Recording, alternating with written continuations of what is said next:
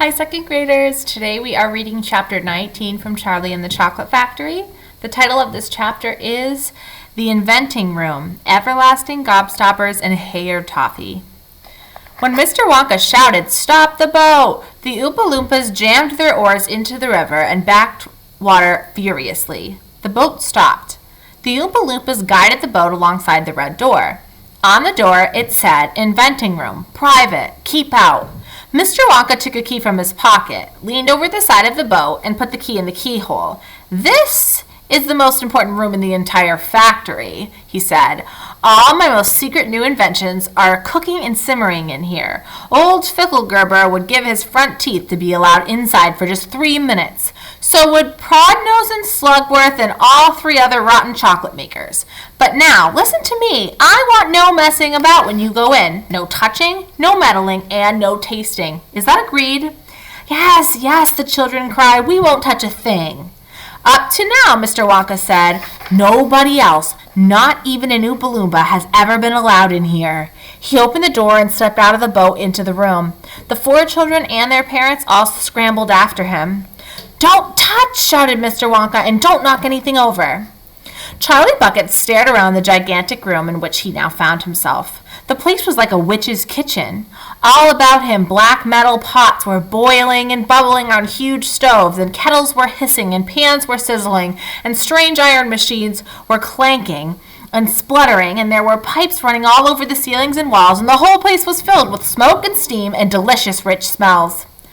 Mr. Wonka himself had suddenly become even more excited than usual, and anyone could see that this was the room he loved the best of all. He was hopping about among the saucepans and machines like a child among his Christmas presents, not knowing which thing to look at first. He lifted the lid from a huge pot and took a sniff. Then he rushed over and dipped a finger into a barrel of sticky yellow stuff and had a taste. Then he skipped across to one of the machines and turned half a dozen knobs this way and that. Then he peered anxiously through the glass door of a gigantic oven, rubbing his hands and cackling with delight at what he saw inside.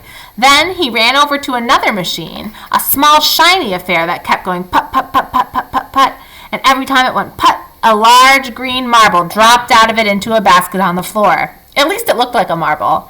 "Everlasting Gobstoppers!" cried Wonka proudly. I know what those are. "They're completely new. I am inventing them for children who are given very little pocket money. You can put an everlasting gobstopper in your mouth and you can suck it and suck it and suck it and suck it and suck it and it will never get any smaller." "It's like gum," cried Violet Beauregard. "It is not like gum," Mr. Wonka said. "Gum is for chewing. And if you tried chewing one of these gobstoppers here, you'd break your teeth off. But they taste terrific and they change color once a week. And they never get any smaller. They never disappear, never. At least I don't think they do. There's one of them being tested this very moment in the testing room next door. An Oompa Loompa is sucking it. He's been sucking it for nearly a year now without stopping, and it's still just as good as ever. Now over here," Mr. Wonka went on, skipping excitedly across the room to the opposite wall. "Over here I am inventing a completely new line in toffees." He stopped beside a large saucepan. The saucepan was full of thick, gooey, purplish treacle, boiling and bubbling. By standing on his shoes, little Charlie could see just inside it. "That's hair toffee," cried Mr. Wonka. "You eat just one tiny bit of that, and in exactly a half an hour, a brand new, luscious, thick, silky, beautiful crop of hair will start growing out over the top of your head. And a mustache, and a beard." "A beard?" cried Veruca Salt. "Who wants a beard, for heaven's sake?" "It would suit you very well," said Mr. Wonka, "but unfortunately, the mixture is not quite right yet. I've got it too strong. It works too well.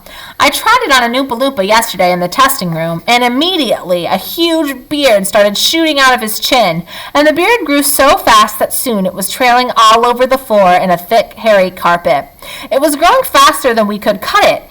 In the end, we had to use a lawnmower to keep it in check. But I'll get the mixture right soon, and when I do, then there's going to be no excuse anymore for little boys and girls going about with bald heads." "But Mr. Wonka," said Mike Teavee, "little boys and girls never do go about with—" "Don't argue, my dear child, please don't argue," cried Mr. Wonka. "It's such a waste of precious time. Now over here, if you will all step this way, I will show you something I am terrifically proud of. Oh, do be careful. Don't knock anything over. Stand back. All right, my friends, we are also going to read chapter 20 of Willy Wonka and the Chocolate Factory. Chapter 20 is called The Great Gum Machine. Mr. Wonka led the party over to a gigantic machine that stood in the very center of the inventing room. It was a mountain of gleaming metal that towered high above the children and their parents. Out at the very top, there sprouted hundreds and hundreds of thin glass tubes, and the glass tubes all curled downwards and came together in a bunch and hung suspended over an enormous round tub as big as a bath. "Here we go," cried Mr. Wonka, and he pressed 3 different buttons on the side of the machine. A second later, a mighty rumbling sound came from inside it, and the whole machine began to shake most frighteningly, and steam began hissing out of it all over. And then suddenly, the watchers noticed the runny stuff was pouring and squirting out into the great tub below, and in every single tube, the runny stuff was of a different color, so that all the colors of the rainbow, and many others as well, came sloshing and splashing into the tub. It was a lovely sight, and when the tub was nearly full, Mr. Wonka pressed another button, and immediately the runny stuff stopped running out of the tubes, and the rumbling sound disappeared, and a whizzing, whirring noise took its place, and then a giant whizzer started whizzing around inside the enormous tub, mixing up all the different colored liquids into an ice cream soda. Gradually, the mixture began to froth. It became frothier and frothier, and it turned from blue to white to green to brown to yellow, then back to blue again. "Watch," said Mr. Wonka. Click went the machine, and the whizzer stopped whizzing. And now there came a sort of sucking noise, and very quickly all the blue frothy mixture in the huge basin was sucked back into the stomach of the machine. There was a moment of silence. Then a few queer rumblings were heard. Then silence again. Then suddenly the machine let out a monstrous mighty groan, and at the same moment a tiny drawer, no bigger than the drawer in a slot machine, popped out of the side of the machine, and in the drawer there lay something so small and thin and gray that everyone thought it must be a mistake. The thing looked like a little strip of gray cardboard. The children and their parents stared at the little gray strip lying in the drawer. "You mean that's all?" said Mike Teavee, disgusted. "That's all," answered Mr. Wonka, gazing proudly at the result. "Don't you know what it is?" There was a pause. Then suddenly, Violet Beauregard, the goofy gum-chewing girl, let out a yell of excitement. "By gum, it's gum!" she shrieked. "It's a stick of chewing gum!" "Right you are," cried Mr. Wonka, slapping Violet hard on the back. "It's a stick of gum. It's a stick of the most amazing and fabulous and sensational gum in the whole world." And that is the end of chapter 20 of Charlie and the Chocolate Factory.